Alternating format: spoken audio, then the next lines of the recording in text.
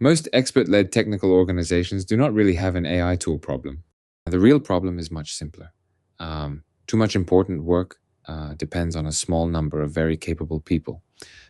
They spend their time finding information, rebuilding evidence, correcting handoffs, and rescuing work that should already be repeatable. AI can give some of that time back, but only when we apply it to the actual workflow. Simply giving everyone another license is not the answer. We are not removing human judgment. We are helping your best people move faster, use critical knowledge more easily, and focus on engineering, customers, quality, and innovation. The test is simple. If it does not improve the work that is finally reviewed and accepted, it does not count. So, where does AI actually help?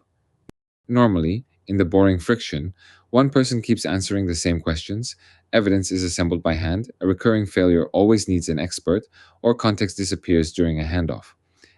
AI can help retrieve and connect trusted information, prepare repeatable documents, triage familiar problems, and support review and verification. But AI does not get the authority. A named person still frames the problem, challenges the result, and accepts the work. That is why we test one or two real workflows and measure the complete outcome: cycle time, quality, review effort, rework, and acceptance.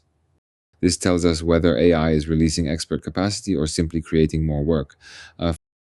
First, I bring systems engineering thinking. I start by understanding the whole system: the purpose, the people, the interfaces, the constraints, the evidence, and how the work is accepted. Only then do we decide where AI belongs.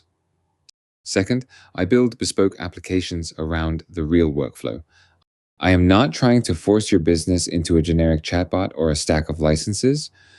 The tool must fit the work, the information boundaries, and the outcome we need. Third, the engineers must lead the AI. They must not be led by it.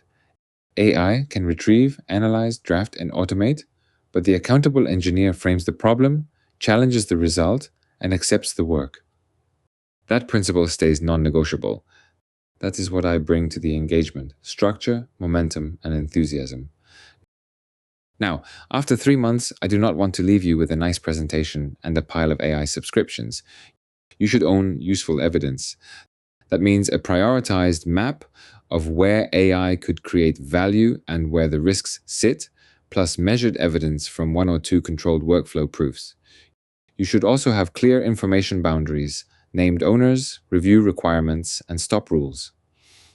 Leadership should have a practical roadmap showing what deserves further investment, what needs redesign, and what should be stopped. The work, evidence, and learning stay with the organization. The aim is to leave your people more capable and give leadership enough real information to make the next decision properly.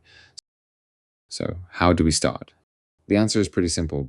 Bring one workflow where capable people repeatedly spend time on work that should not require their level of expertise, and tell me which business outcome it is constraining. We do not need sensitive information, system access, or a tool decision for the first conversation. We only need to establish whether the problem is material, whether there is an executive sponsor, and whether a bounded 3-month engagement is worth scoping. If there is no fit, we stop there. If there is, we agree on the mandate, the boundaries, and the outcome before anything changes. Start with authority. Scale with evidence.